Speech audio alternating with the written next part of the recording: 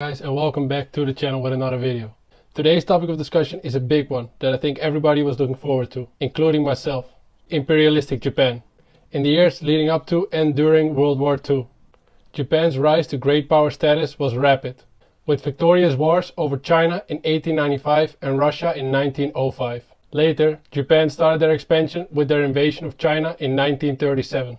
The Empire of Japan stretched throughout Southeast Asia and the Pacific, for thousands of miles in all directions.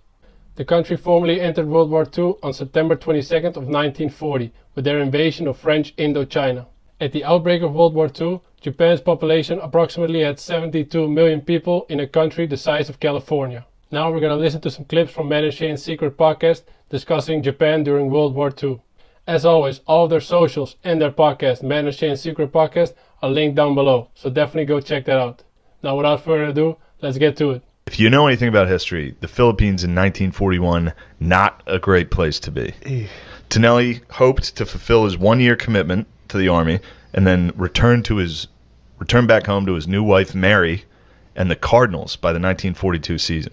So in his mind, he was like, all right, I'm just going back.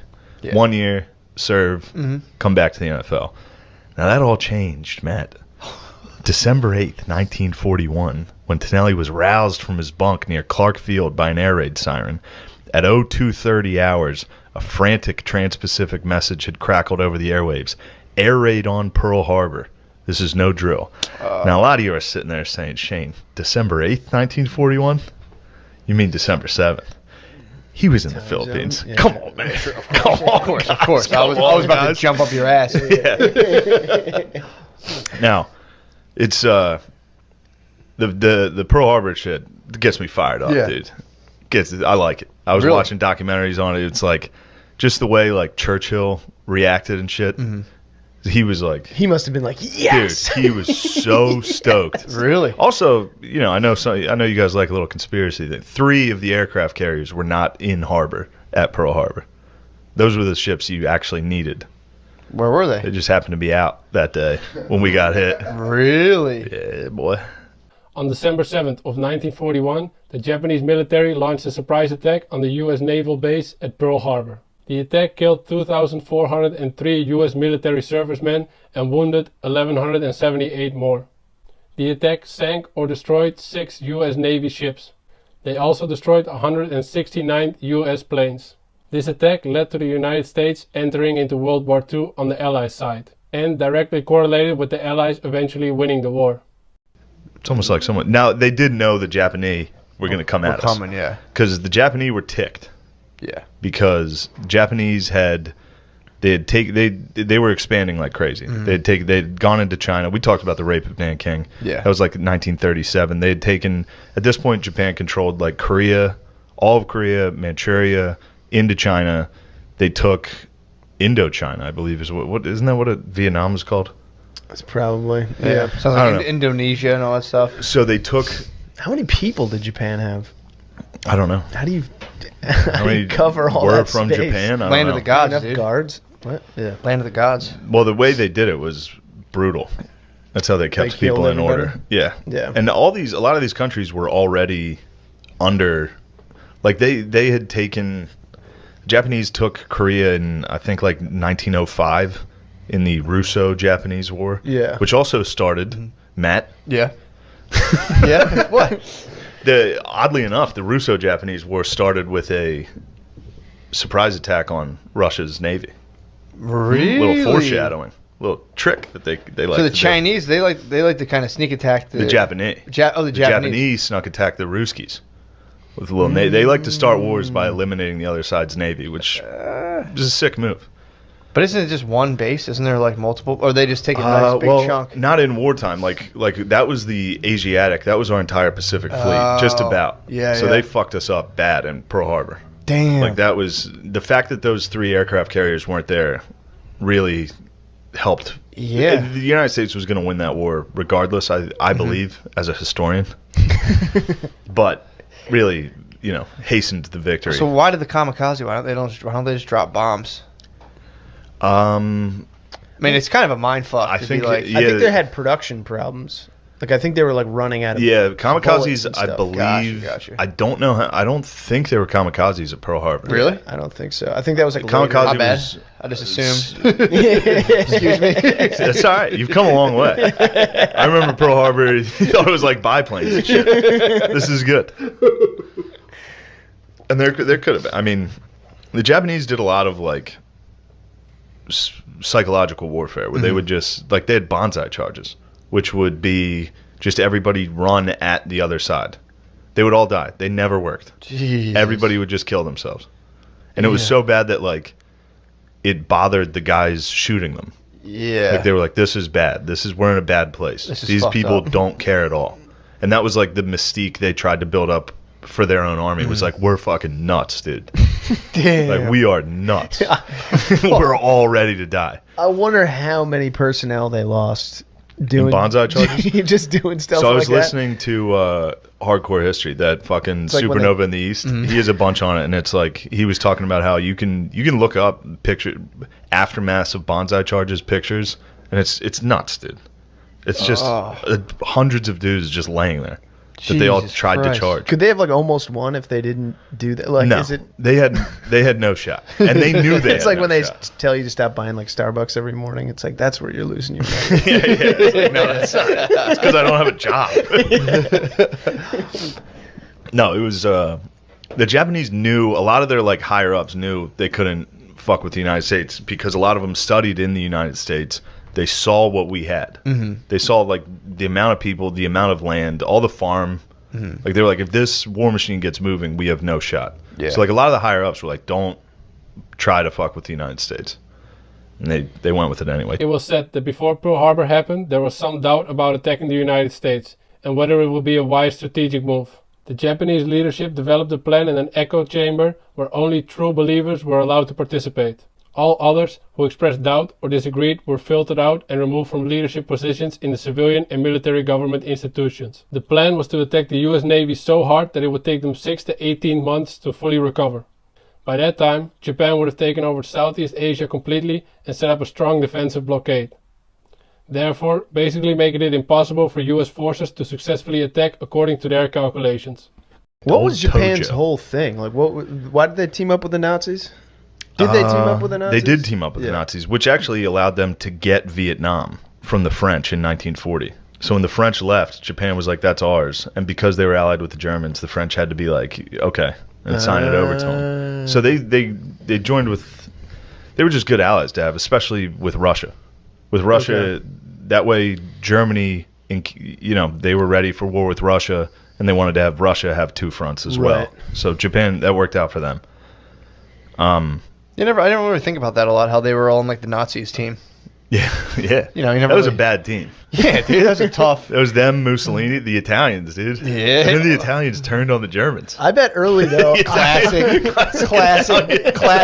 collective backstab. Yeah, absolutely. Hey, this is not going very well. Let's switch. Yeah. Those other guys are winning pretty good. Who would have thought this podcast would be more racist to Italians than Japanese? Just wait. We'll get there.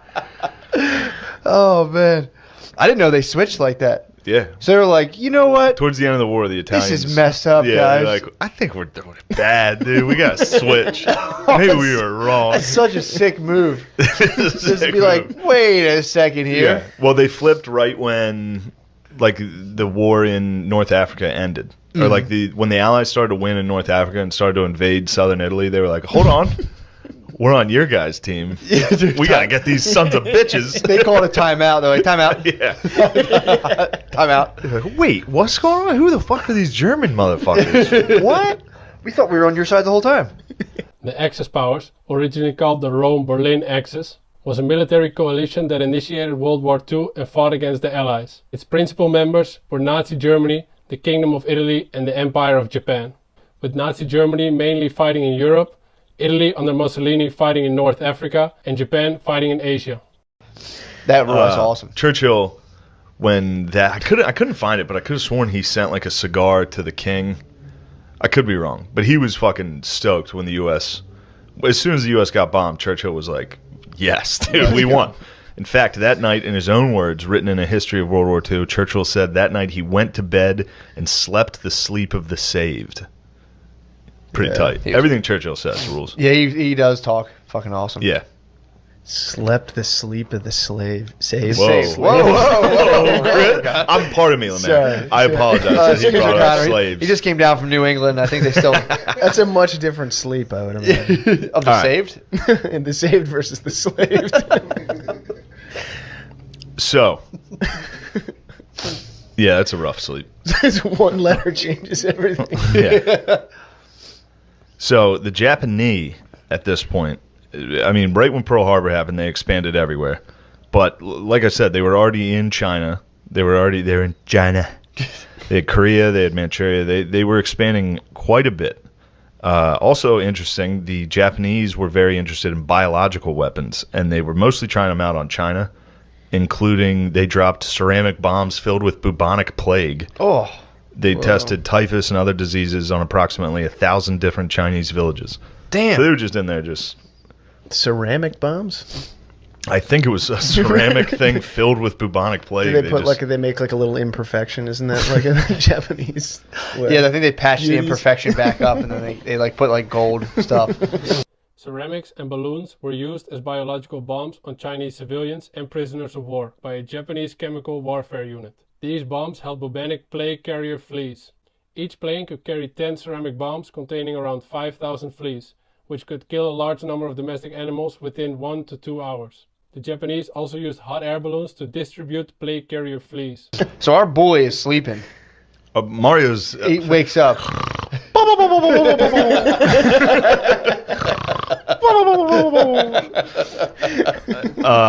Keep in mind also, the Japanese are not great. 1937 rape of Nanking, we talked about that. 350,000 approximately were massacred in that. Oh, that's a lot.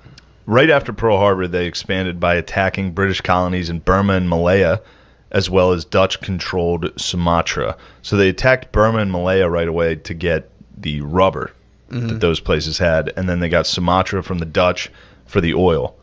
And in Malaya, it was kind of a precursor. That's where like the bridge, River Kwai. Yeah, bridge over the River Kwai. Yeah, so it was a bit of a precursor to what happens to old Mario, but they did the same thing. They took Malaya, just destroyed all the British prisoners.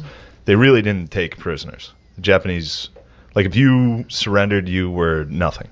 Damn. You were lower than life. They hated it. So they would just like kind of like throw you in a pit or something? Yeah, a lot of I mean, they did everything that you can imagine. Damn. That sucked. And this is the thing. Carlin was saying that the reason, so they would like torture the fuck out of whoever they got. If they captured you, they would torture you. They'd cut your dick off, put it in your mouth. Scariest shit possible. And he said one of the reasons they did that was to ensure that their own troops never surrendered, because they knew they would get tortured for what they did. So it was like top-down order.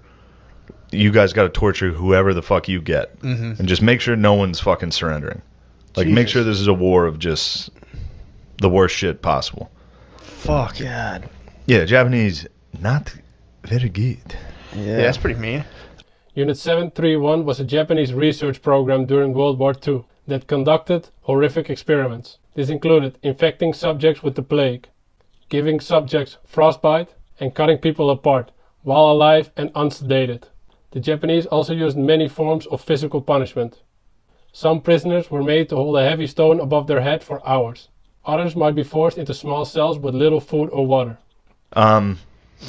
So right away, after Pearl Harbor, they also attacked other places on that day. They bombed just about every Allied airstrip in the Pacific.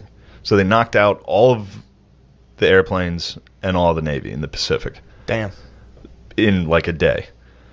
Which limited General MacArthur's plan. He wanted to defend the Philippines by defending the beaches. So not letting them get on land, kind of like Saving Private Ryan, like set up shit on the beach. But they couldn't do that because without naval support or air, they couldn't be out in the open. They'd just get crushed. They couldn't do anything about planes and shit. So instead, they'd be forced to kind of slowly retreat within the Philippines once the Japanese got there and tried to, make it as hard as possible, which was the WPO3 plan. Just for those people out there. Yeah. What does that stand I forget. for? I saw that on it. Wikipedia too. My quick research. That's gotta suck, dude. To start off a war with a hard, like your whole naval front just fucked up. Yeah, and you're on an island. So that's another thing. Like with island hopping, which is what the U.S. would do they figured out island hopping. That's kind of what it's called, where you just pick which island you want to attack. So the Japanese, towards the end of the war, they knew they were losing, and they would try to set up like massive defensive fortresses on these islands. Mm-hmm. And the U.S. was just like, no, we're not going to attack that. We'll just wait. You'll run out of food. We control the sea and the air. You can't get food on the island. So that's kind of all these islands result like they kind of end up being prison colonies on their own. Like you're just stuck on this island with 100,000 other guys and no food. Oh. Yeah. And the Japanese wouldn't surrender. So they would just starve to death and then kill themselves. It was fucking wild, oh my dude. God. I mean, listen to Carlin's Supernova of the East. It talks about, like, just the way they fought was just, like they would use snipers that would just, they were all suicide missions. Like, they weren't like our snipers. Mm-hmm. They weren't like Chris Kyle's, dude. Of course. They weren't American heroes. These were dudes that would just hide and wait with a machine gun. And if people walk by, they would just fucking shoot as many as they could and then die. WPO3 stands for War Plan Orange 3. The goal of WPO3 was to delay the invading enemy forces until the US Navy could gather together its Pacific Fleet and sail to the Philippines. But the US Navy fleet was at the bottom of Pearl Harbor. The US island hopping strategy targeted key islands to capture and equip with airstrips, bringing B-29 bombers within range of the enemy homeland, while hopping over strongly defended islands, cutting off supply lanes. Though successful, this type of warfare was very costly and took a long time. So MacArthur, I can't tell if he rules. A lot of people hate on the boy. Really? No, I think pretty sure he ruled. I can't tell. I think he's like a lot of guys. He like fucking ruled. Like Churchill ruled. True. And then I think like after the war is over, it's like, dude, we gotta chill. Yeah, that was all the generals. Like Patton, allegedly they killed Patton. I don't know. Yeah, all these guys had weird because they were all. This is back, it's still the 40s.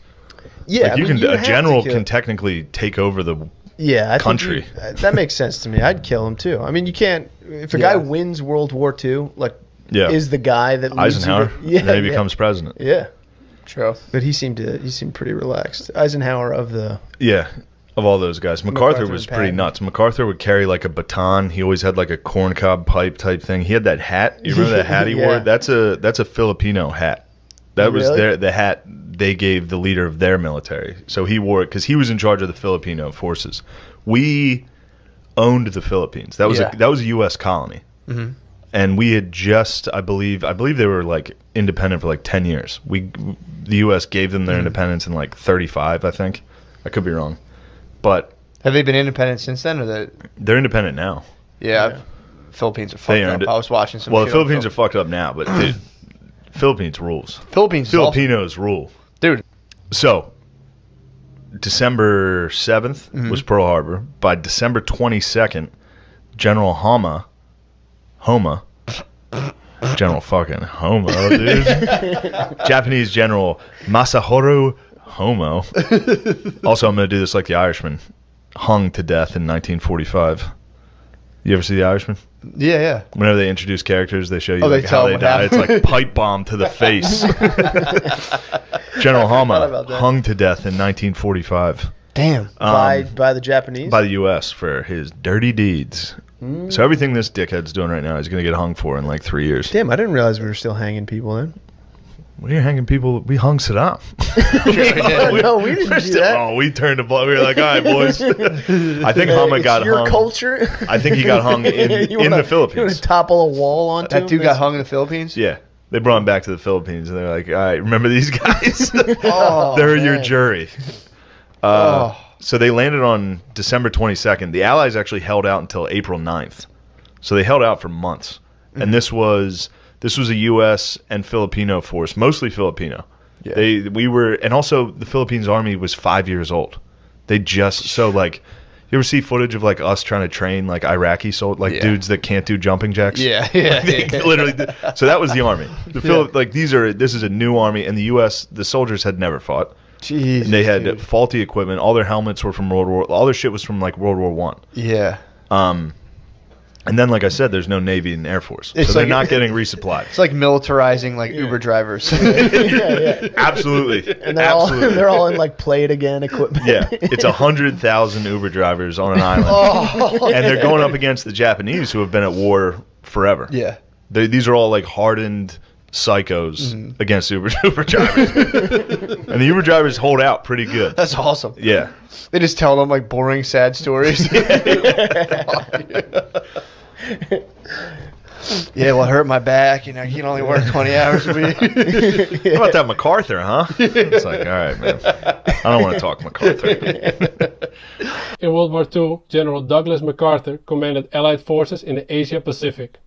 U.S. Army forces in the Far East had held out for 4 months against the Imperial Japanese Army, while every other island and nation in the Pacific and Southeast Asia fell to the Japanese Army. General MacArthur is one of the few individuals in history to receive a 5-star rank. He notably served in World War I, World War II, and the Korean War. He is the recipient of the Medal of Honor and 17 other medals. General George Patton in World War II led armies from North Africa to Sicily to the continent of Europe. It was said that he often led from the front. He was also said to be a bit of a hothead. This can be seen in an incident where he was disciplined for slapping a soldier who he saw as a coward for having battle fatigue. General Patton was the most feared general in World War II. There are some conspiracy theories about his death following a motorcycle accident, saying his death was no accident. So Mario's on this island. Mario's on the island, dude. Damn, Super dude. Mario's fucking. He's having a tough go, dude. This shit sucks. And again, the Japanese are so they retreat to the Bataan Peninsula, which controls like the Manila Bay, and holding that, trying to keep the Japanese Navy out of the bay is important. There's a small island off that peninsula called Corregidor, which is where MacArthur eventually is. He's like there, and it still sucks. Like you're in bunkers, just getting bombed all day. Yeah. There's no stopping there's no one stopping airplanes from bombing you. So it's just whenever they want.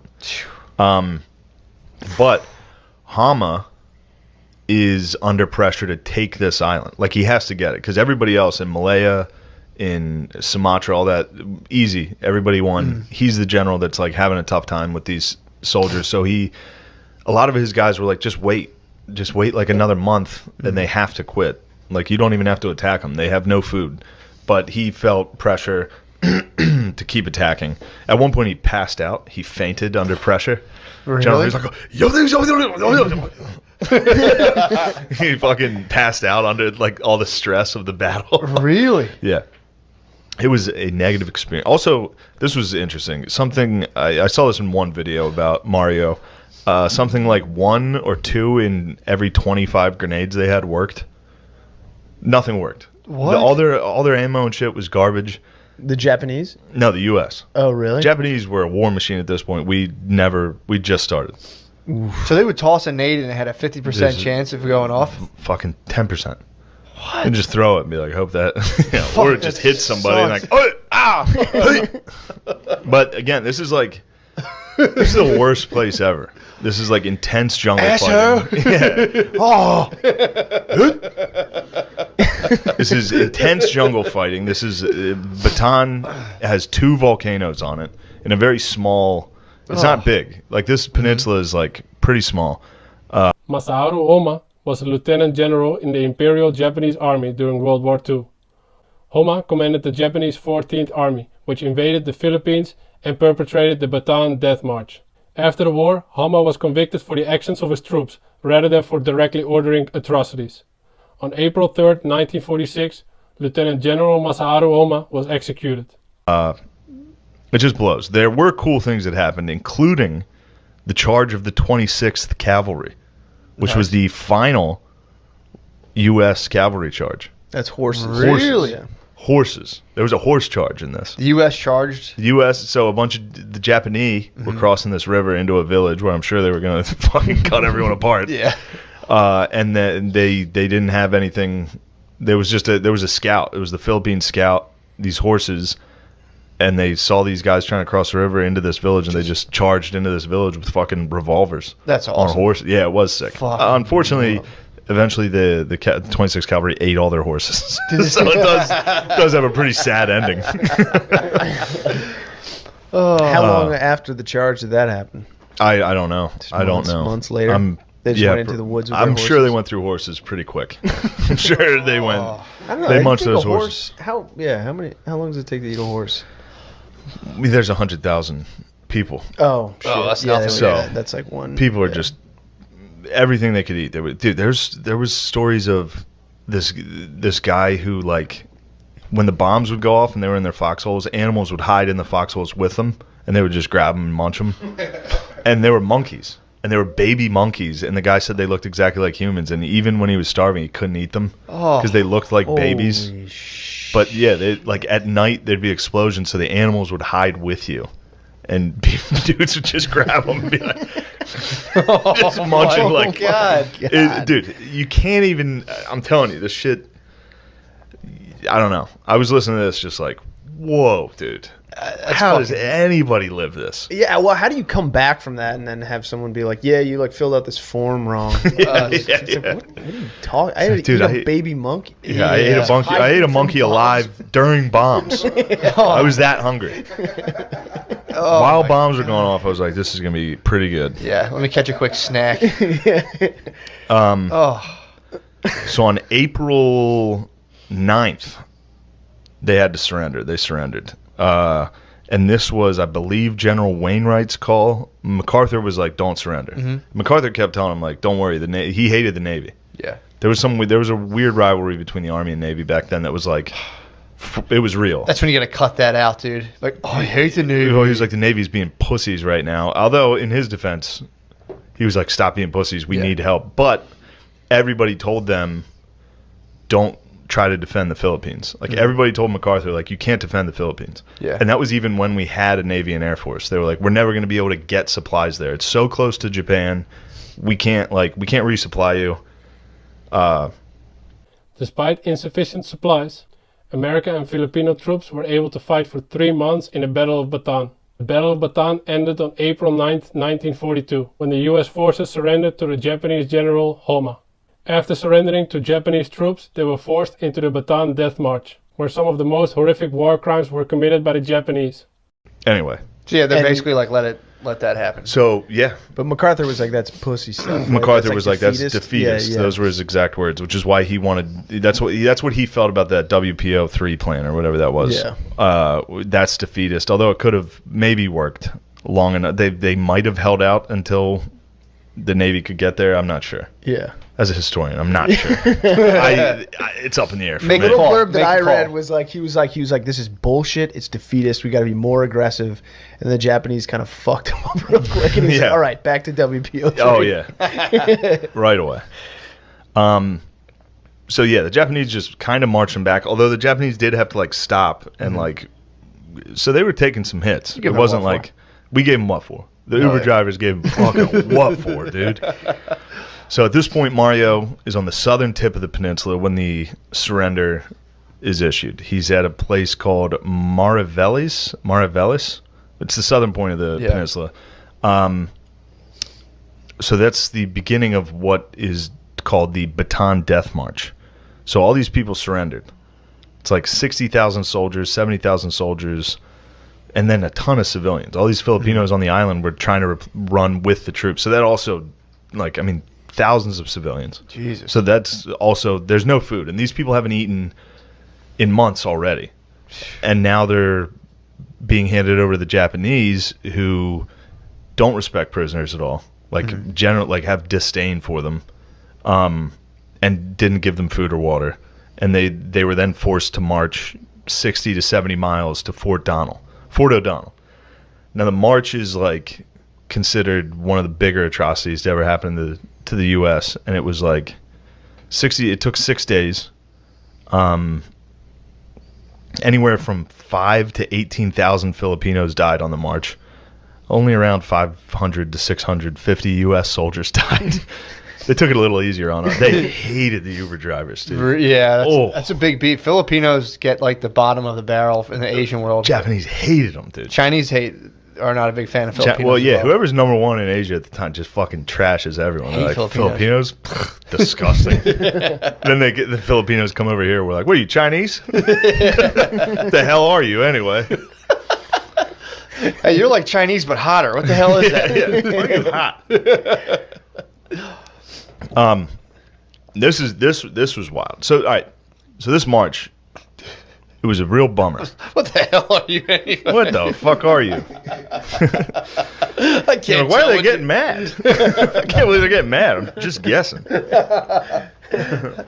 I'm in the ballpark. I can't put my finger on what kind of bullshit you are. Yeah. Hey, Matt. I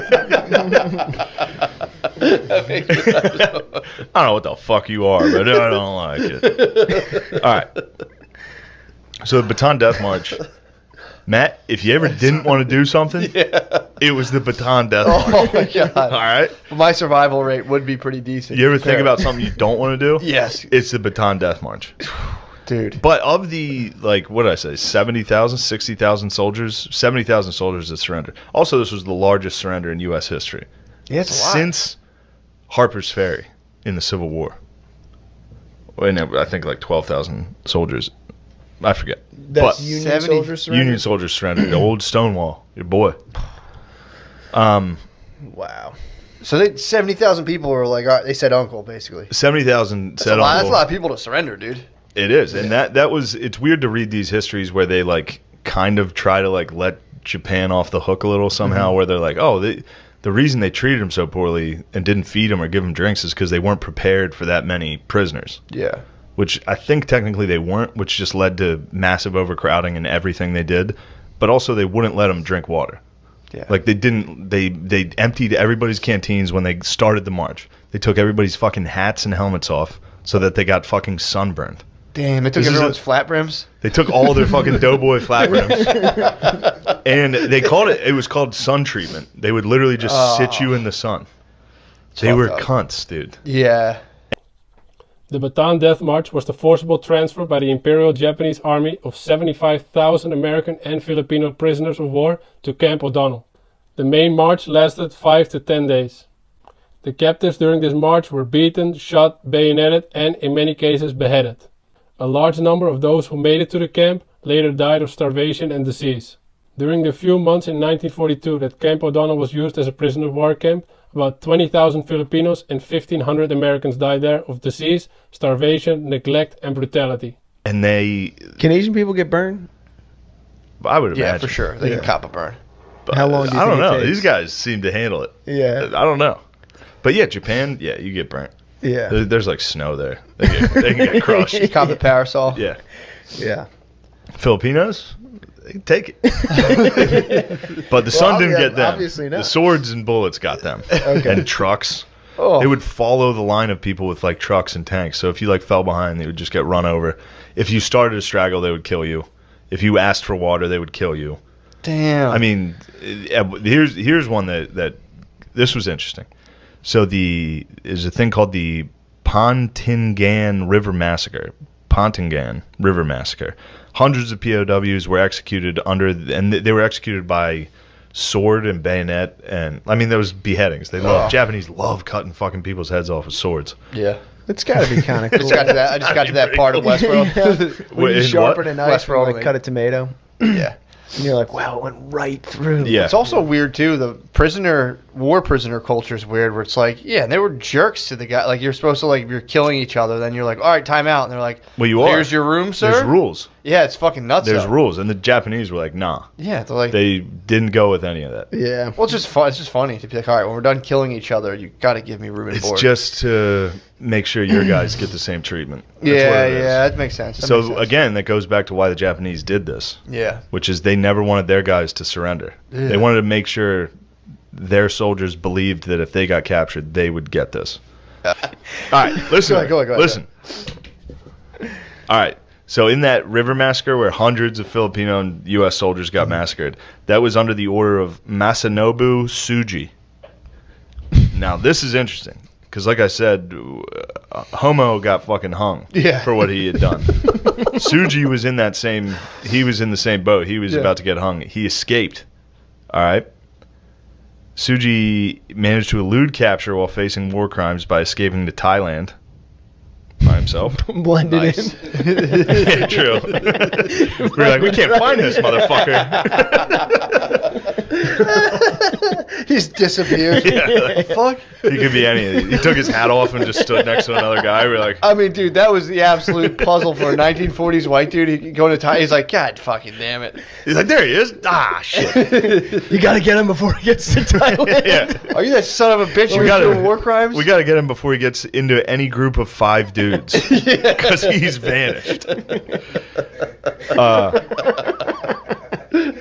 So, this guy vanished. He just walked slowly to Thailand. We couldn't get him. Interestingly, now this is a guy who did. This is crazy. And I looked at the documents. I looked at the damn documents. You looked at the docs? I saw the docs. I saw the dossier on Tsuji. Damn.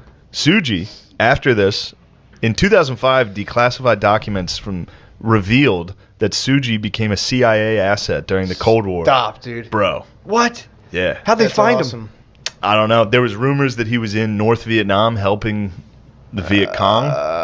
There was, I don't know. Wild times, That's though. Fucking crazy. But then, it was like, wait, he was a spy for us during the Cold War? I think he was also retarded. I think in the notes, they're like, this guy's totally useless. All right. I figured you'd be interested in a little Tsuji info. Yeah, that's pretty nice, actually. Masanobu Tsuji was a fanatical Japanese militarist and brutal warrior. He was hunted after World War II for massacres of Chinese civilians and complicity in the Bataan Death March. Through the 50s, he worked for American intelligence, becoming a spy for the CIA during the Cold War. As an asset to the CIA, he was described as having no value because of lack of expertise in politics and information manipulation. Following the surrender of Bataan on April 9th, 1942, I believe this is just, the Imperial Japanese Army prisoners were massed in Marivelis, where Mario was, and Bagak Town. Forgive me. They were ordered to turn over their possessions. American Lieutenant Kermit Lay recounted how this was done. Actually, I'm going to do this like Carlin. Please do. I've been trying to sleep while listening to Carlin. Yeah. And it's impossible because he fucking screams quotes. Yeah. Have you ever listened? He's like, now you're talking the type of slaughter you couldn't even imagine. American Lieutenant Kermit K. recounted how this was done. They pulled us off into a rice paddy and began shaking us down. He yells. He screams the quotes. He yells. He gets quiet. He changes the pace. He's like, and this is what can you even imagine what this was like? Kermit K. had this to say. They pulled us off down into the... Yeah. It was making me laugh last night doing that. Anyway, here's the actual quote. They pulled us off down into a rice paddy and began shaking us down. They began shaking us down. Shaking us down. There were about 100 of us, so it took time to get to all of us. Everyone had pulled their pockets wrong side out and laid all their things out in front. They were taking jewelry and doing a lot of slapping. They're slapping the boys around. Fuck. I laid out my New Testament. He laid out his Bible, so go ahead. I dare you to take it, boys. After the shakedown, the Japs took an officer and 2 enlisted men behind a rice shack and shot them. Damn. And shot them. The men who had been next to them said that the Japanese, they had Japanese souvenirs and money. So anybody that was found with anything Japanese, the Japanese used it as an excuse to execute them for stealing. And they did this the whole time. Oh, fuck. A soldier approached our boy Mario. He's marching. So Mario's standing, he's in the march. A soldier approaches Mario. He demanded Mario's Notre Dame ring. Remember that ring that he loved? Yeah. Super Mario was still wearing it in the march for some reason. It's hilarious. I think he forgot. He was probably pretty hungry. Yeah.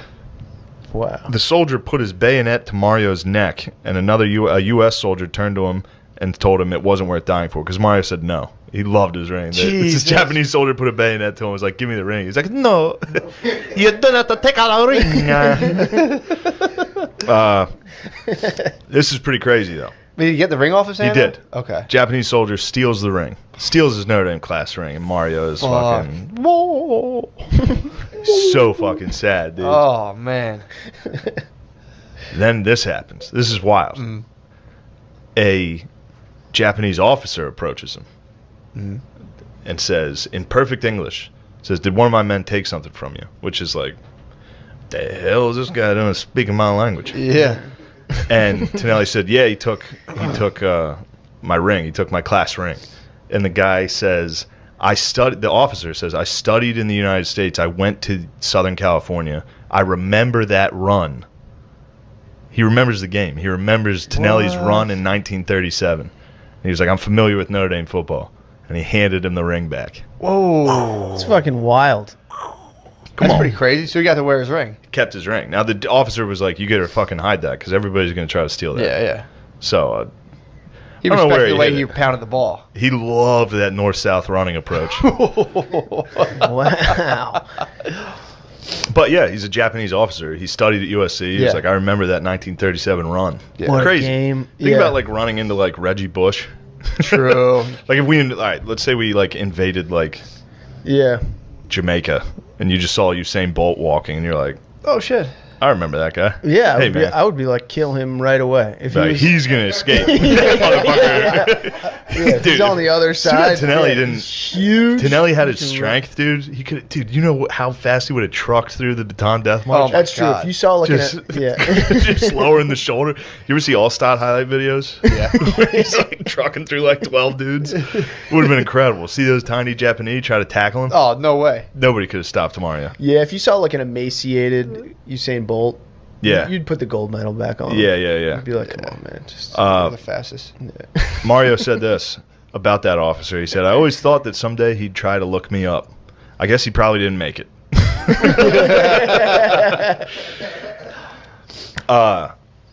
And he didn't try to look that guy up? He didn't know that guy? No, you fucking... Yeah. He didn't. I doubt he knew his name.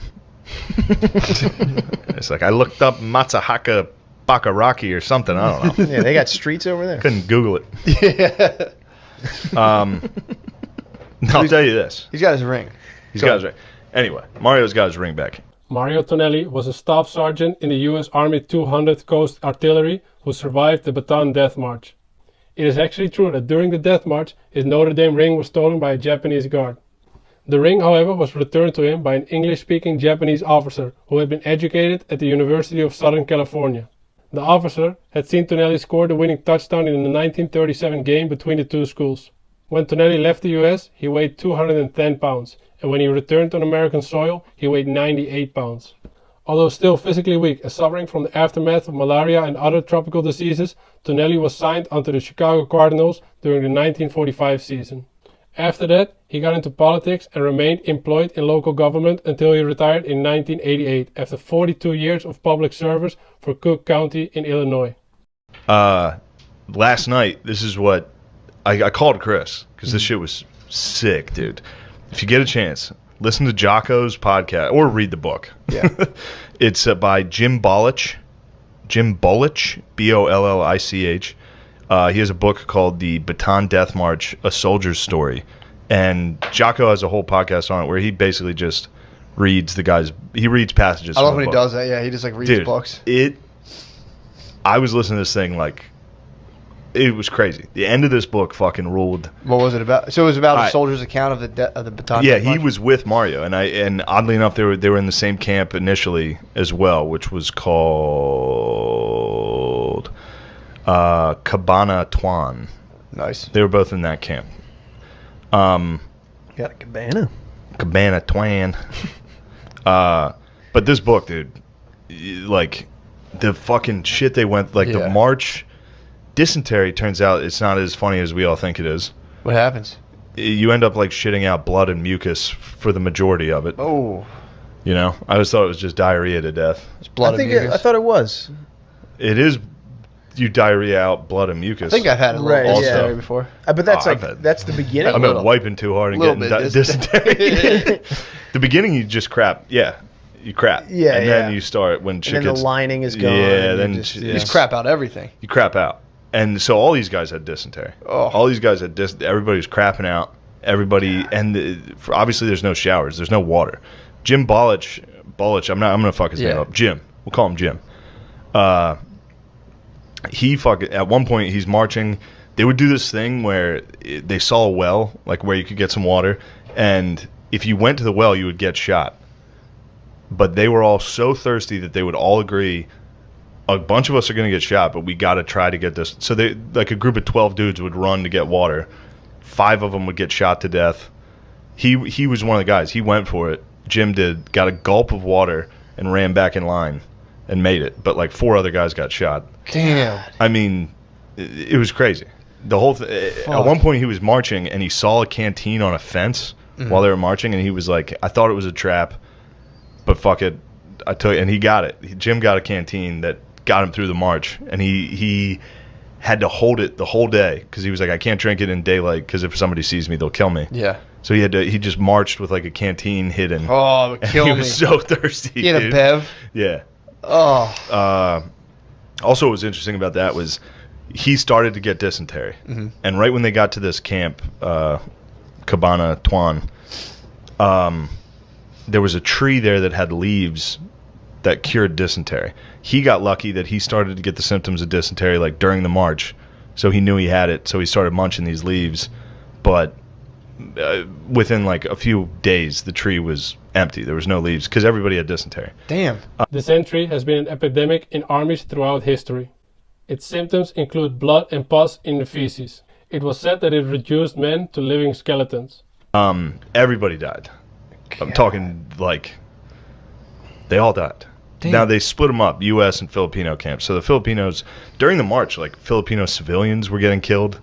Like they would try to give people food and they would get executed for that. Like, fuck. Dude, the Japanese were so mean, dude. Yeah, dude. Man, what's their problem? Did we massacre anybody? Did we? White people? We don't do that kind of thing. No, we don't do that crap. What do you mean we? I stand by nothing the United States has done. No? Other than going to the moon. True. That's the only one. I feel like I had something to do with that. Colonize the moon.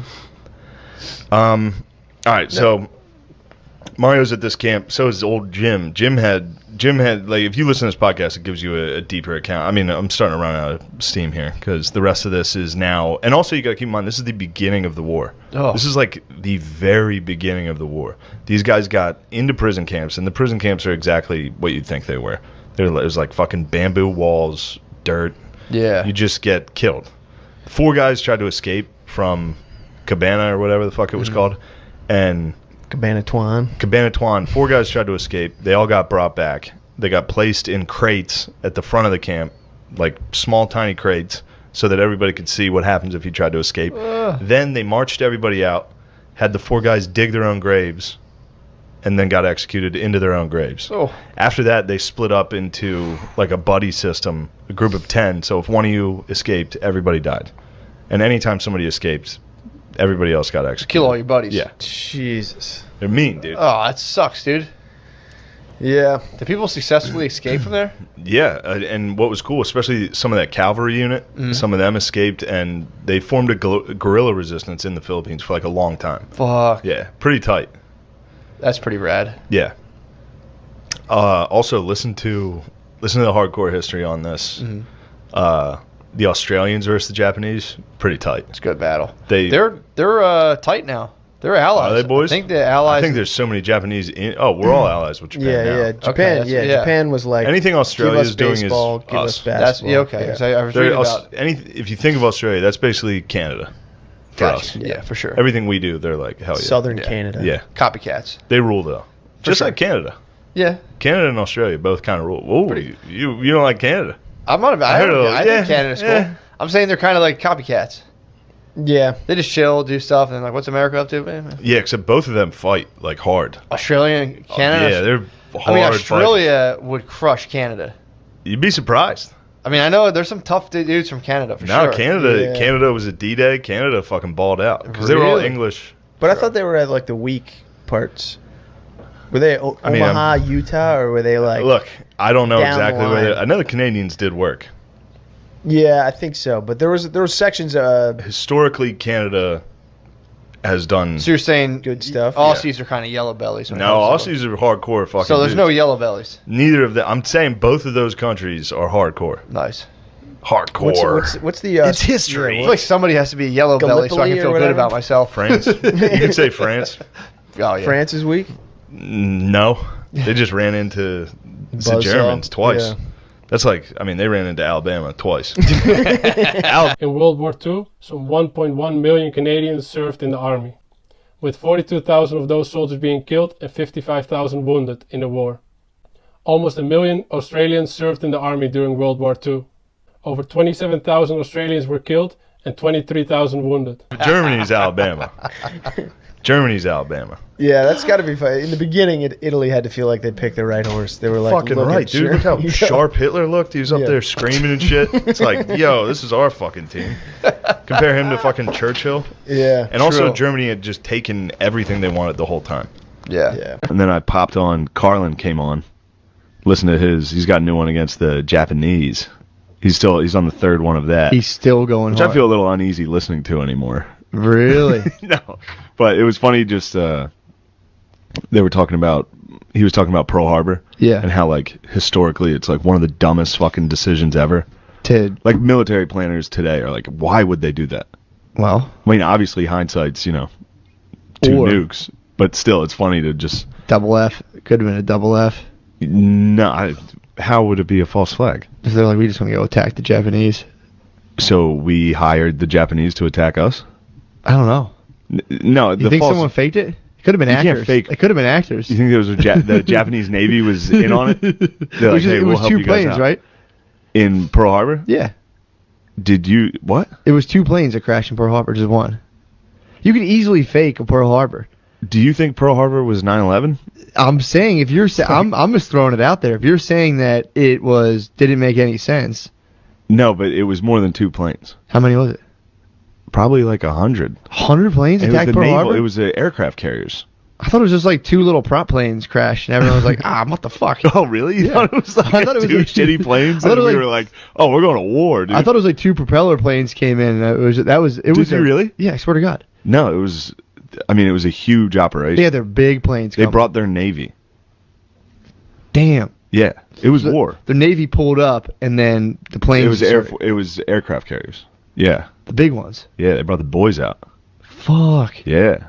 So they like totally devastated it. Yeah, if it was 2 planes, it would have gone almost unnoticed. That's what I was saying. I was like, you wouldn't even know. It would be like that could be anyone flying a shitty plane into like. So it was the boys pulled up. They really went for it. Okay. It's documented.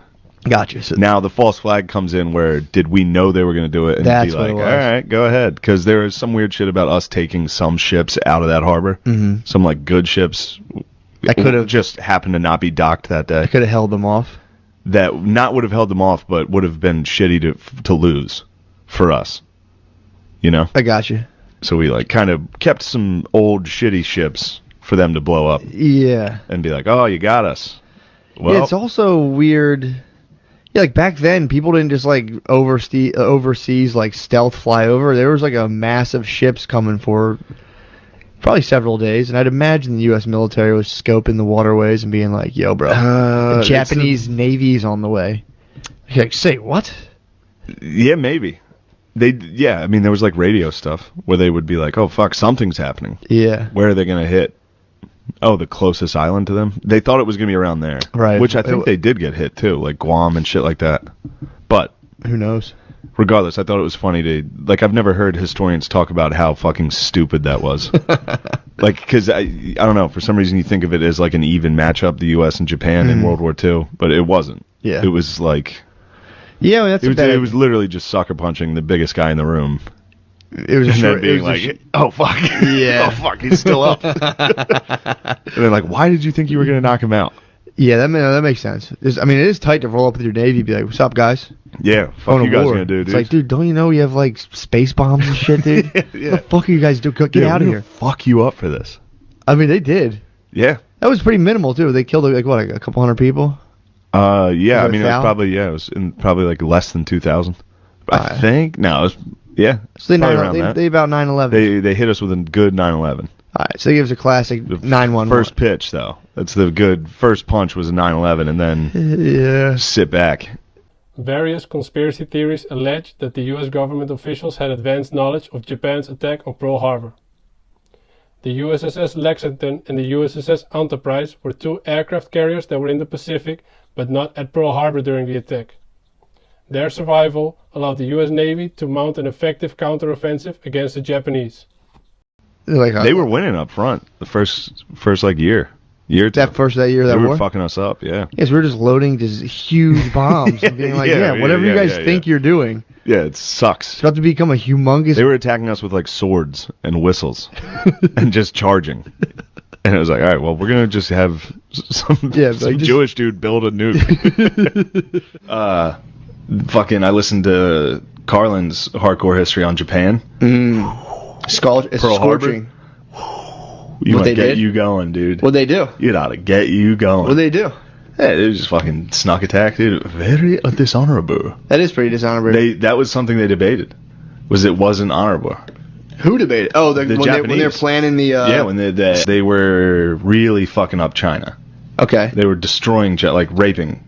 They were butt fucking China. Literally. And they were Damn. Quite a few documented butt fucks. What the fuck? They were also... they were just taking other islands. And they were expanding. Their empire was huge.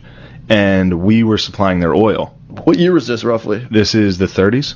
So the 30s, it was massively accepted to go into another country and just literally fuck people into submission. It wasn't accepted. By the Japanese, though, it was like... Oh, yeah, they didn't give a fuck. Yeah, they were completely on board with this. They were like, why are you guys... their opinion was it was better that they were colonizing than white people. So, we gotta fuck these guys faster. We're taking all of Asia. It's ours. Okay. But then the United States... Instead of intervening, because there were a ton of Westerners in China that were like, this is crazy what's going on here. Yeah, we're getting raped hard. There's a hard rape. There's a lot of rape. So it was like these dudes were coming blurry genitals first. And blurry genitals everywhere. Just going wild. The Japanese Empire was huge. The total amount of land of the empire reached 8.5 million square kilometers. They had conquered mainland China, Korea, Taiwan, Hong Kong, Vietnam, Cambodia, Laos, Thailand, Malaysia, the Philippines, the Dutch East Indies, Singapore, Myanmar, New Guinea, Guam, and different smaller islands in the Pacific. And then what's funny is there's a bunch of Japanese historians that deny it, which is still an issue. It's still an issue that Japanese textbooks don't really acknowledge the atrocities. Makes sense. Well, there's so much shame, dude. I mean, compare that to fucking our textbook. Yeah. The whole thing's remember slavery? I got the watered down version in my grade school. Early on, yeah. Yeah. That makes sense. Even high school, they didn't really hit me with a lot. I remember it definitely I also didn't really pay attention. Yeah, our history definitely filtered in. Slavery was studied that every fucking year. My history teacher cut a deal with me. He told me if I just stopped disrupting the class, he would give me a B. And I was like, whatever. Incredible. It's wicked. Yeah, dude. You terrorized that motherfucker. I actually liked him a lot. Into appeasement. He tried to appease your empire. He ended up giving me guitar lessons. And we smoked weed together. It was pretty sick. Damn, this guy's when the man. I was a sophomore, we would smoke weed, and he would give me guitar lessons, and that's when he cut the deal. He's like, bro, you have to stop fucking shouting shit out in class. The whole class goes into disarray.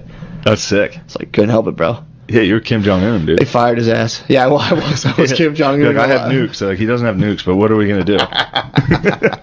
We're going to appease him. But these guys deny it. So Japan was butt fucking China hard. Damn. And people were kind of calling for intervention, but no one wanted to have an all-out war. So the United States was like, we're going to cut your fucking oil off because we were their oil. We were fueling the butt fucking. Yeah. We were the lube. Yeah, and I think we gave them a year. Stop butt fucking. Stop butt fucking. And if you don't stop butt fucking this year, we're done. So I'm just imagining all my little Roman computer legions running in and fucking butt fucking. Yeah, the Romans were. Yeah. So we were no, we sanctioned them. We were we're gonna cut your oil off in a year. Damn. And if we did that, they were fucked. Nothing would work if they did that. For sure. So that's why they attacked Pearl Harbor.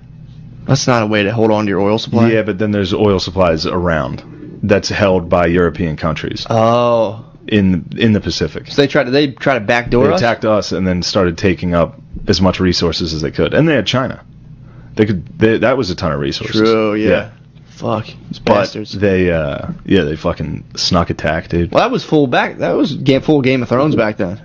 Yeah. Especially then, especially in the 40s, it was go time. There might have been 2% of Americans who were we shouldn't fucking bomb. We shouldn't do this. Well, I mean, when they dropped the atom bomb, I'm sure people were not totally stoked. I'm sure everyone was fucking stoked. What percentage of people was were against that, you know? I bet it was incredibly low. Especially that was the end of the war. True. I mean, that was fucking probably done. I mean, that was like getting the Twin Towers hit. There was probably people who were like so stoked on nuking and Japan. the atrocities they were committing. Yeah. To people that everyone knew.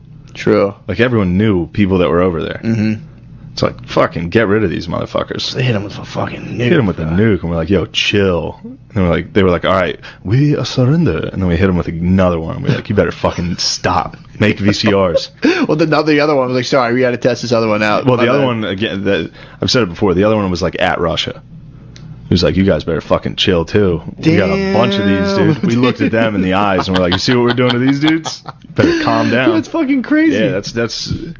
The Cold War was just a continuation of that. Of being like, yeah, we'll fucking do nukes. Yeah. You want to do nukes? We were allies, but then as soon as everybody got defeated and there were two empires there, it was just like, all right, well, we got to fight you now. Yeah. But hopefully they don't. The second atom bomb might be seen as unnecessary to some. However, it was stated that one bomb might mean that was the only one that the US had. But a second bomb would lead Japan to believe that there was a whole arsenal of them. And the US could start destroying whole cities, one after another, whilst also sending a message out to the rest of the world, especially the Soviet Union. Yeah. So wait, what are they saying about Japan? What is that? I don't know. They said a new photo may prove that Japan captured Amelia Earhart. What year was Amelia Earhart? Was that like the 20s? 1937. Oh, 37? Yeah. Oh, damn. So she was almost World War II, dude. Yeah, she was probably the first shot. Yeah, they probably thought Amelia was a bomb. Oh, the raining of women? I don't know. Oh, very pretty white lady. Amelia Earhart was declared dead on January 5th, 1939. On July 2nd, 1937, Earhart disappeared over the Pacific Ocean while attempting to become the first female pilot to circumnavigate the world. The conspiracy here is that Amelia Earhart actually didn't die in some remote part of the Pacific, but that she was actually captured and killed by Japanese soldiers who suspected that she was an American spy. She nor her aircraft carrier were ever found, despite the US Navy looking for her on all islands except for Japanese-owned islands. The Imperial Japanese Navy didn't take kindly to American visitors to these islands, and had banned Americans from visiting even back in the 1920s. Murdered 10,000 of their citizens. Dude, we gave the Japanese what for in World War II, dude. We gave them a hard what for. Dude, that's what they got. They got fucking that flag, with, dude. That flag will pump you up, though. The Japanese flag? That, like, setting sun looking flag with the rays out. I'd be pumped up for that. Yeah, that's a sick Plus, they were like... Empire of the Sun, They fell dude. hard. Yeah, exactly. Yeah, dude, we fucked Japan up. Yeah, Japan got fucking butt fucked. You know what also is annoying to me? What? You hear a lot of people with history that are like, the U.S. was like super hard on, like we shouldn't have dropped the nuke. Yeah. It's like, dude, yeah, they fucking had that one coming. The nuke? The fucking Japanese I don't know anything about it. They deserved to get nuked twice. What were they doing? The Japanese in World War II? I know they're being bad. They were bad boys. So they got the fucking... They got the fucking elbow. They got the stinky leg drop, dude. They got the hardest fucking top rope fucking frog splash, dude. Twice. That's definitely like a group of 14-year-old kids talking shit, and someone's like, you won't do it, and one dude just throws a punch, and everyone's like, yo, fuck. Well, no. I mean, obviously Pearl Harbor. Yeah. They fucking threw the fucking first sucker punch. That could have been a false flag operation. There's a lot of gay rumors about false flag, but whatever. Yeah, we were like, all right, please hit us. That was the U.S. being like, go ahead, dude. Yeah. Do something. I wonder, too, if people wanted to use one of those things, and they were like, all right, fucking... Well, that's drop it on them. That's another thing, is the first one... Yeah. I believe Hiroshima was... Because Nagasaki as well. We dropped two. Yeah. And the first one was for Japan, and the second one was for Russia. But the second one was like, we looked at Russia while we dropped it, and we were like, dude, this could be you if you don't fucking chill out. Damn. Yeah, dude. You know in John Wick when he shoots that guy in the head while he's looking at it? Never mind. You won't get that reference. I know exactly what you're talking about. Somebody will get it. You know when he's in the party? When he fucking attacks the guy's son, and his son is getting out of the hot tub? That was Russia. And we were holding Japan down. We looked Russia in the eyes and fucking executed them, dude. Fuck. But also, the only thing that was impressive about it was that it was one bomb. Because we inflicted that much damage and much more casualties in places like Dresden and Tokyo. Okay. Before that. True. Between February 13th and February 15th of 1945, over 1,000 heavy bombers of the Royal Air Force and the US 8th Air Force struck the city of Dresden in eastern Germany. The bombings and the resulting firestorm ended up killing up to 25,000 people. The bombing of Tokyo was a series of air raids on Japan launched by the United States Army Air Forces. These bombings left an estimated 100,000 civilians dead and over 1 million homeless. So what were they doing so bad, just for people who don't know? What Japan was doing in World War II? Well, just for people pre-World War II, so around when that fucking stud Earhart went down, they raped Nanking. Who's Nanking? It was China. They fucking went into China. And just butt fucked them? It was such a catastrophe that it's actually historically known as the rape of Nanking. Holy fuck. It's documented as the rape of. So they went through...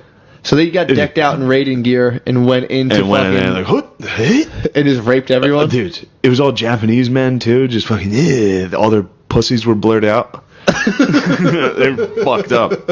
Their tentacles are coming out. Yeah, dude, they did wild shit.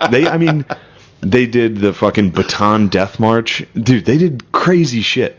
Like, beyond crazy. Jesus Christ. So they believed their emperor was a god. Yeah, I know that about Japan. And they were willing to fight to the death. Like, so when the U.S., after the atomic bombs, after the emperor got on the radio and was like, "We surrender," a lot of the people would refuse to believe it. The voice of God, basically. Yeah, and they killed themselves. They were jumping off cliffs. They were hot to fucking stab themselves in the belly. Japan was wild, dude. They do love killing themselves.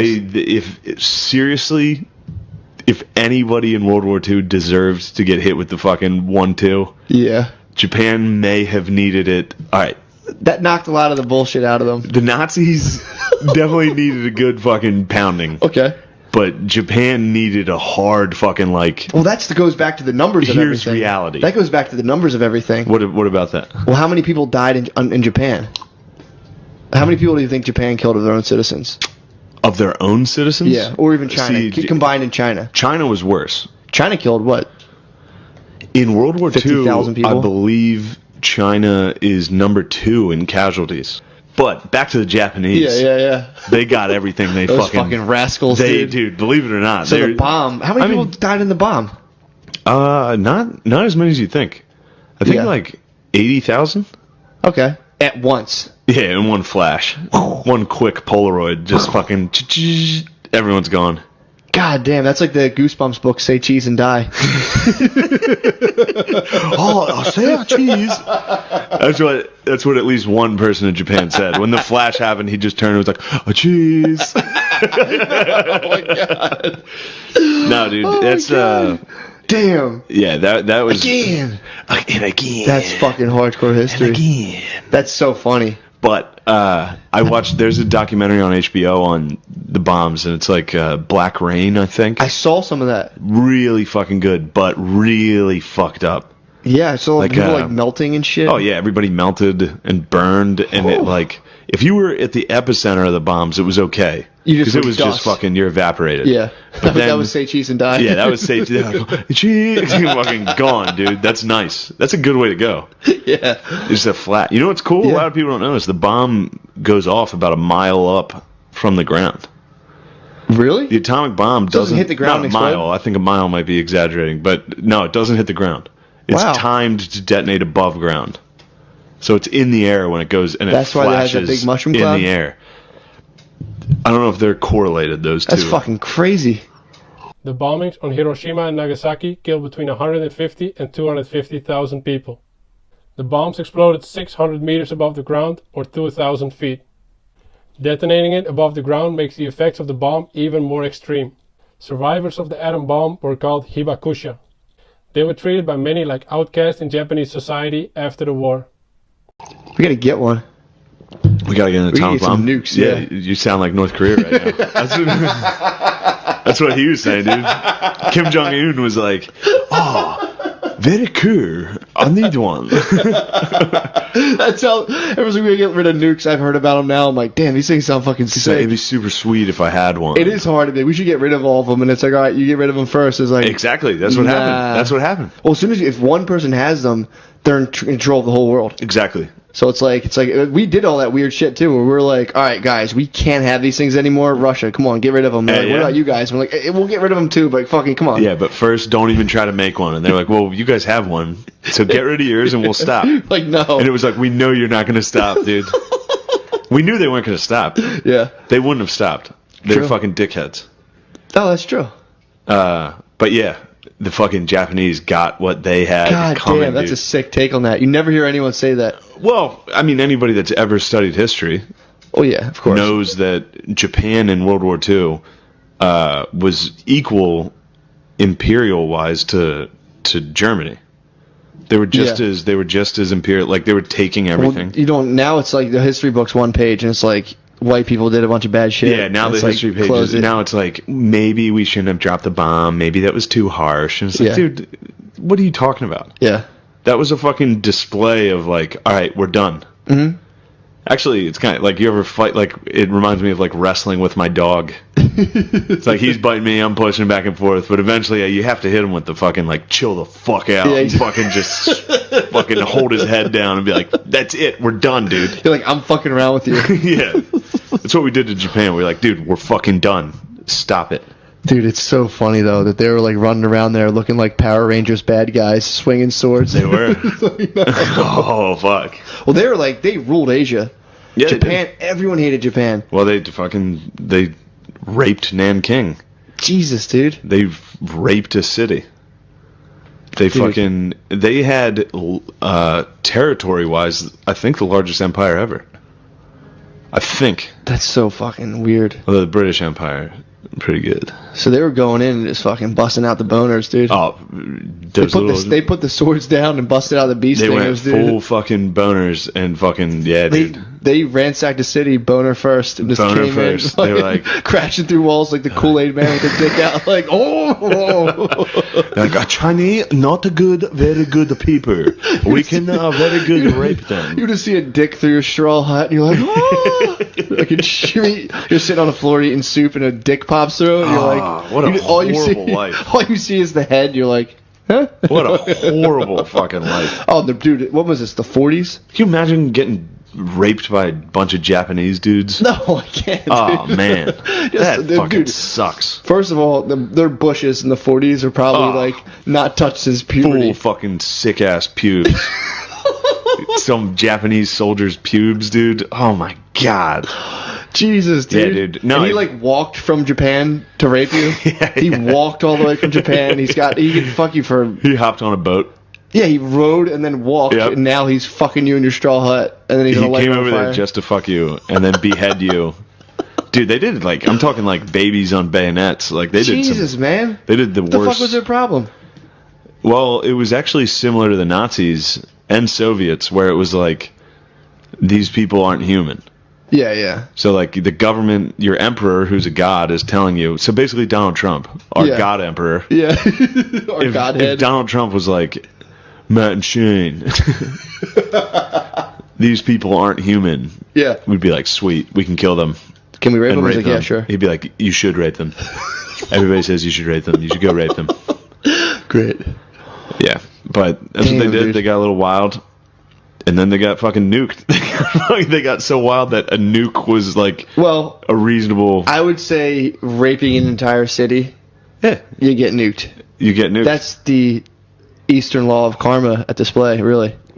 True. That's the biggest dick of all, coming down and just being like... It's a hard dick. It's a flash in the sky. Next thing you know, you're melted. You're a fucking skeleton, dude, holding a cup of tea, just like... On December 13th of 1937, the Japanese Imperial Army began its seizure of Nanking, the capital of the Republic of China. Japanese troops killed Chinese soldiers in violation of the laws of war. They murdered Chinese civilians, raped Chinese women, and destroyed or stole Chinese property on a scale that had never been seen before. The death toll of the Nanking massacre ranges between 200 and 300,000. Oh, the fucking all right. So I was watching this documentary, and I was a little more liberal about it at the time. I was like, when you watch the documentary, about the bombing. You showed me some of it, yeah, dude. It gets a little like, damn, I wish we didn't do that. Yeah, like I mean, of course. Yeah, you don't want to fucking do that. Of course. Don't want that. I hope not, yeah. But I was watching it, and there's a story in that about a house that was on fire, and this guy's brother was inside burning to death, and he had to hold back his own mother, who was trying to kill herself in the fire with her son, who was like, let me die with him. And I was sitting there like, I was a little hungover. I was like, holy fuck, this is fucking so fucking depressing. Well, and you think you're depressed, yeah. And then my dad was in the kitchen, and he just walked by and was like, good. And I was like, fuck you, Dad. He's like, you don't understand, Dad. He's like, you're a fucking idiot. And he was exactly right, dude. He was exactly right, dude. That was the most American fucking thing he could have said. He was like, yeah, fucking good. How sick is that? He just saw a fucking Asian person like, and the fire was a very great. And my dad just like, good. And kept walking. I was like, God damn it. This one's about the USS Indianapolis, which was... Where'd that float around? That was in the Pacific in World War II. It delivered parts for the atom bomb. So it delivered parts for the bomb that hit Hiroshima, and it was like a secret mission. Yeah, naturally. Yeah. So there's like 1,100 dudes on this fucking ship. Holy fuck. Which is atom bomb parts? Yeah. They bring it to the island. They're on their way back. Jesus like a little, I think it was east of the Philippines. And they got torpedoed in the middle of the night by a Japanese submarine. It's fair enough, dude. A submarine. Can you imagine the dudes on that ship? So that would have been like our great-grandfathers just on a boat, and they're like, what are we bringing out here? And they're like, I don't know, man. Those new bombs are supposed to be fucking... Dude. What was it? Basically grandfathers. Okay. These guys were like 20, 19. Okay, yeah, you're right. So that was what year was that? 1945. Fuck yeah, it would have been my grandfather, yeah. Yeah. They're born 1918. Start to finish, this thing's a fucking nightmare. I'm ruining the episode, but whatever. If you weren't going to listen to it, this is what happened. So these dudes are on the boat. On the boat, ship gets hit with torpedoes. They hit with a torpedo. They get hit with 2 torpedoes out of a Japanese submarine. God, those things are probably so fast. The ship sinks, like it's a huge ship, and it sank in 12 minutes, Terrifying. which is like right away. Oh my god. And they had to, I forget what it's called, but compartmentalize the ship. So they block off water? You just got to block off rooms that your friends are in. Fuck. So like, again, you wake up in the middle of the night and you're like, goodbye, all my friends that were in that room. You just shut them in there? Yeah, you got to lock it in. And they're like, let us out. And you're like, I can't, I'm sorry.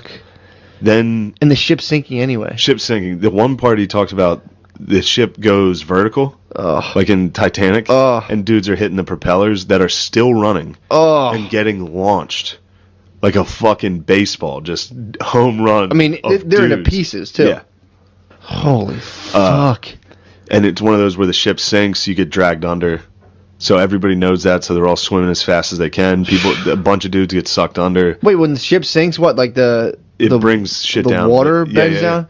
Well, it's like a vacuum. It sucks things. Oh, Shane, that's terrifying. The current sucks you under with it. With the weight of the ship? Yes. Fucking Jesus, man. Then there's a 2-inch thick... I'd rather get shut in my room and just fucking die. Oil slick on the water.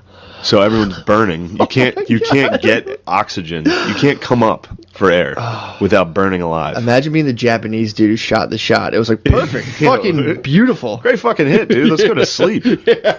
All right, you clock out. Let's go to our tiny pod and sleep, dude. Good job today. That's a perfect shot. That's the worst. You just inflicted hell on 1,300 people.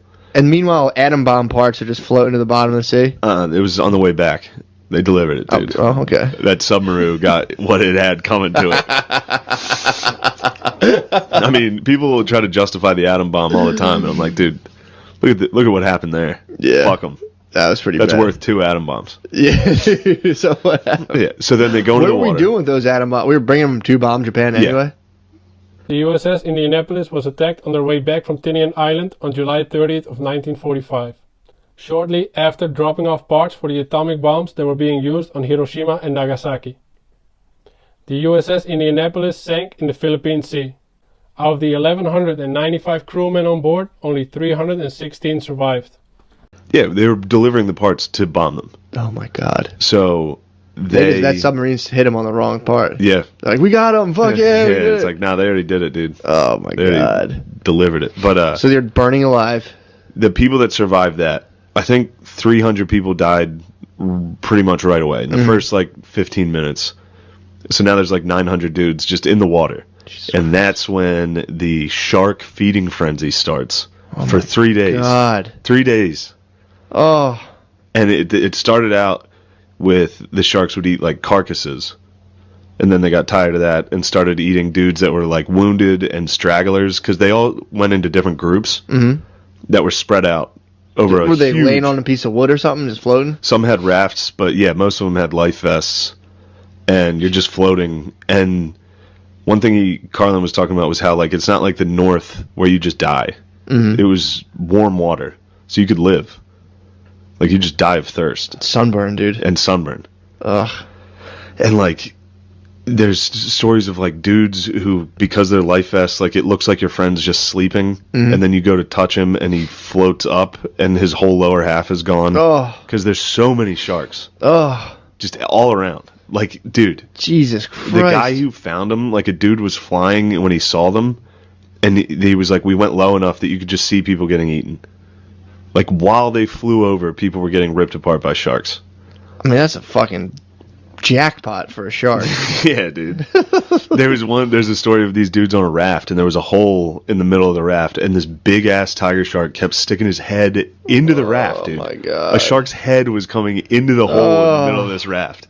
It's the scary, and dude, at night, you're floating at night in the middle of the ocean, and there's sharks everywhere.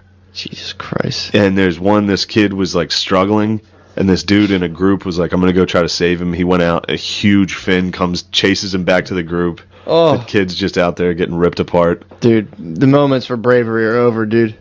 As soon as I'm on a raft, there's sharks, I'm just yeah.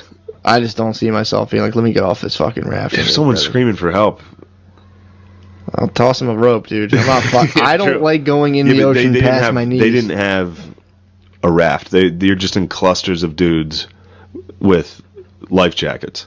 True. And there's a dude, if you wanted to die, you just separated yourself from the group. People would kill themselves just by being all right, I'm done with this. Yeah, swim fucking 20 yards out and sharks will rip you up. Munch you. Yeah. Fuck. And dude, it's the worst. But if you're clustered in with all your boys, sharks are at first, they were leaving you alone. And then they started being they ate all those other guys. We can eat that, They started taking chunks out of the group. It's fucking crazy. Holy fuck. How many people survived it? I don't know. I think... Just the one guy from Jaws. I think 300 of the 900 that went into the water got out. Dude. I think. I could be wrong on that. And they just went right back to work. I doubt it, dude. That fucks you up forever. It was said that up to 150 men were killed by sharks. Mainly the oceanic white-tip sharks, who are known to be aggressive against humans. This frenzy is often referred to as the worst shark attack in history. The captain committed suicide 20 years later. What? He's still getting letters from people's families that were this Christmas would have been nice if you didn't kill our fucking son. What? He kept all the letters he got from these people and killed himself. These people were the most fucked up PTSD you can... Dude, imagine... Why did... I know, but why did I know. That family that did that's a bunch of fucking losers. The captain's supposed to die. Captain's supposed to go down with the ship. Yeah, until the ship's going down, then it's all right, I'm not going to die right now. You say you ditch the captain code if your ship went down. If the ship's burning? Yeah. Yeah.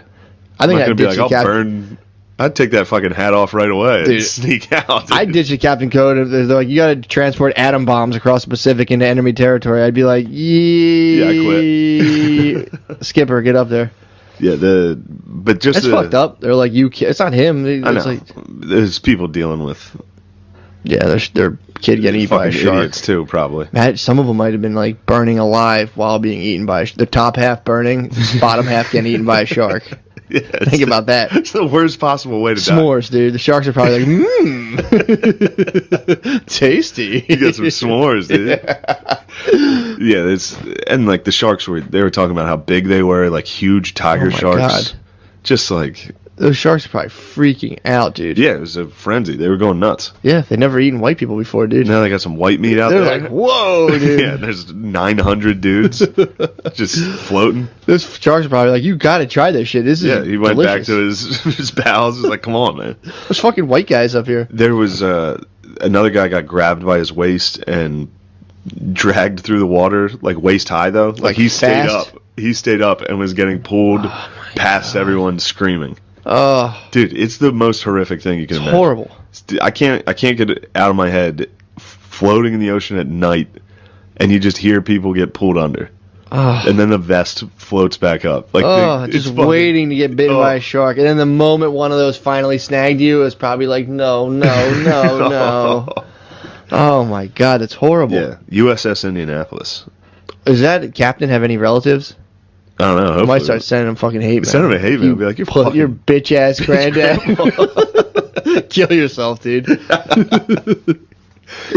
Yeah, your grandfather's a fucking piece of shit, dude. Pussy, dude. He should have went down with the fucking. He should have locked himself in and went down. I think you're supposed to just like climb to the top of the ship and grab it and fucking submerge. Which is such a ridiculous. Imagine the first guy to be like, "Yeah, captain goes down with the ship." The captain's probably what? Wait, what? Why are we starting that fucking tradition? That's a dumb tradition. It's funny to think of the people who are like, "All right, that's what I got." It's like. What? No, dude. Yeah, wait till the room's just a job, bro. When the room's on fire, you're getting the fuck out. Yeah, this is just a job. Yeah. You totally leave. That's when people are like, can't believe those soldiers deserted. I was like, dude, first chance I fucking got, dude. Get out. I deserted day one of boot camp. We're fighting a battle in the woods. I'm hitting a left, dude. Yeah. Peace. The crew was in the water for 4 days before being rescued. Many died from either overexposure, dehydrations, or from wounds suffered from the torpedo attacks. And, as said before, out of the 1,195 original crew members, only 316 of them survived. After years of mental health issues, Charles B. McVay, the captain of the USS Indianapolis, took his own life at the age of 70. World War II was the deadliest military conflict in history. Japan's losses were said to be around 2.5 million. Germany lost between 6 and 9 million of its own population. The United States lost over 400,000 soldiers. The Soviet Union's total losses range between 25 and 35 million. These numbers are all still very relative because nobody knows for sure, because Russia never reported any of their documents and many of its own civilization died during the war within Russia.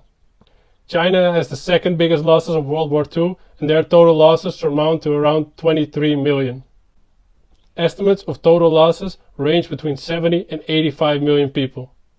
Alright guys, that was all for today. I hope you guys enjoyed. If you did, please consider liking and subscribing to the channel. Now these conversations were all taken from Matt and Secret Podcast, so if you liked it, I'll link everything down below. Please go and check them out and show them some love.